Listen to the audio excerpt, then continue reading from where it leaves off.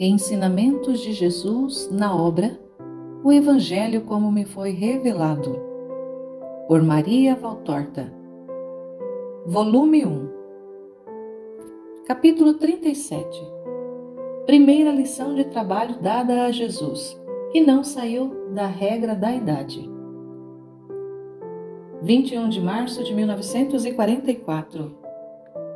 Jesus diz: Eu te consolei, alma querida, com uma visão da minha infância feliz em sua pobreza, porque ela estava cercada do afeto dos dois maiores santos do mundo. Dizem que José foi o meu sustento. Oh, se ele não pôde, por ser homem, dar-me o leite que Maria me nutria, e se desdobrou em pedaços no trabalho para me dar pão e conforto, tendo para comigo a gentileza de afetos de uma verdadeira mãe. Eu aprendi dele, a nenhum aluno jamais teve um mestre melhor. Tudo o que fez de um menino um homem, e um homem que tem que ganhar o seu pão.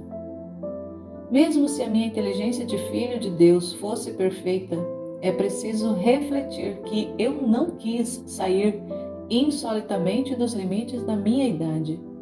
Por isso, rebaixando a minha perfeição intelectual de Deus ao nível de uma perfeição intelectual humana, sujeitei-me a ter um homem por mestre, com a necessidade de alguém para me ensinar.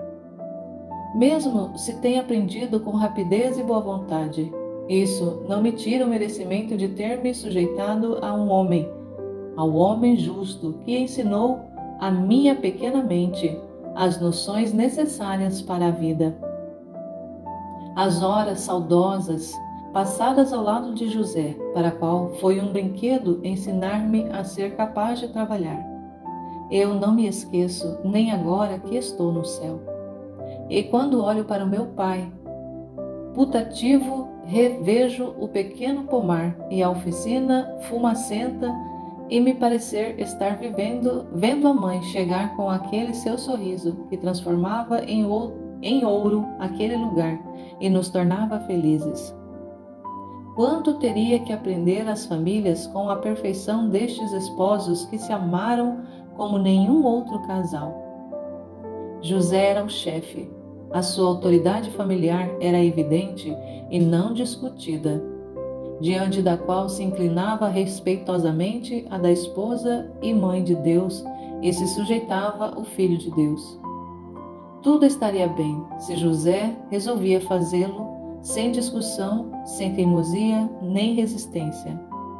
A sua palavra era a nossa pequena lei, e não obstante isto, quanta humanidade nele! Nunca um abuso de poder, nunca uma vontade contra a razão. Só por ele, o chefe. A esposa era sua suave conselheira, e se em sua humildade também profunda, ela se julgava a serva de seu consorte, o consorte ia buscar na sabedoria dela, que era a cheia de graça, a luz que o guiava em todos os acontecimentos.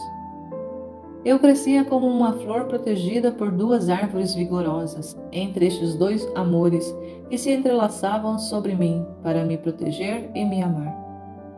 Enquanto a idade me fez ignorar o mundo, eu não tive saudades do paraíso. Deus Pai e o Divino Espírito não estavam ausentes, porque Maria estava repleta deles. E os anjos ali moravam, porque nada os afastava daquela casa. Um deles pôde-se dizer assim: havia assumido a carne. Era José, uma alma angélica, libertada do peso da carne, somente ocupada em servir a Deus e a sua causa, amando-o como ama os serafins. O olhar de José, plácido e puro, como uma estrela que não conhece as concupiscências terrenas. Ele era o nosso repouso e a nossa força. Muitos acham que eu não tenha humanamente sofrido quando a morte veio apagar aquele olhar santo que vigiava a nossa casa.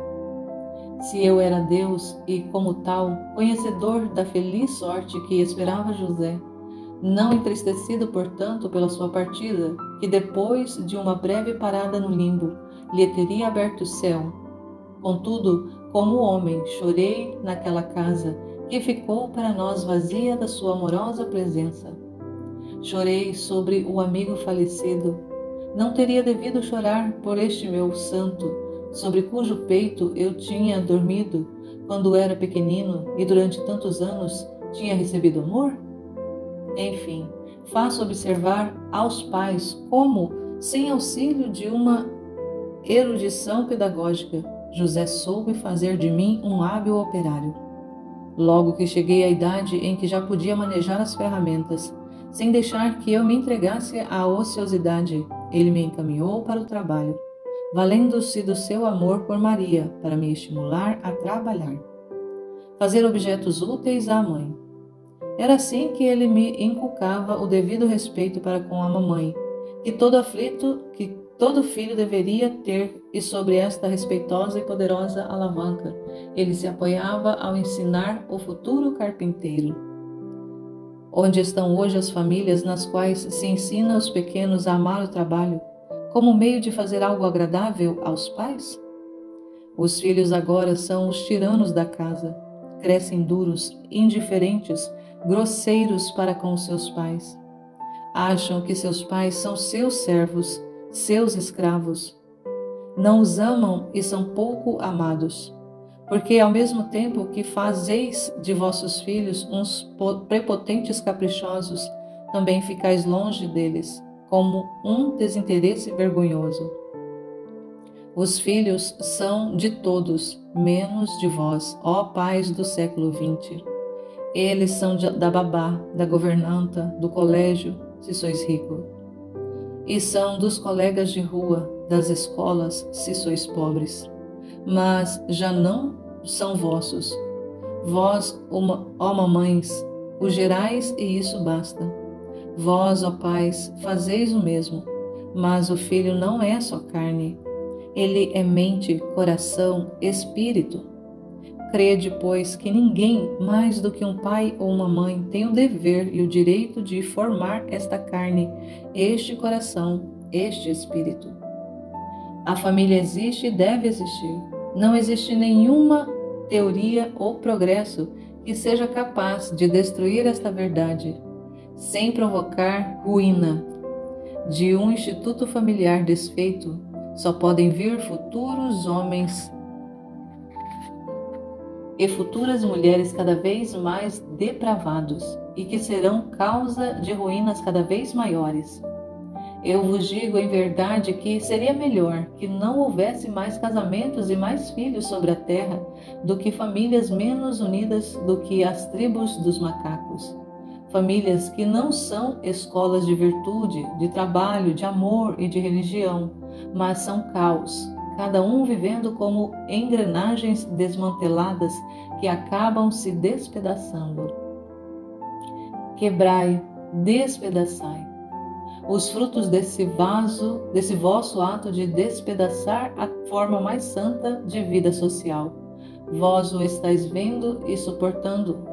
Continuai então, se quiserdes, mas não vos lamenteis se esta terra vai se tornando cada vez mais um inferno, morada de monstros que devoram famílias e gerações. Vós o estáis querendo, que então isso vos aconteça.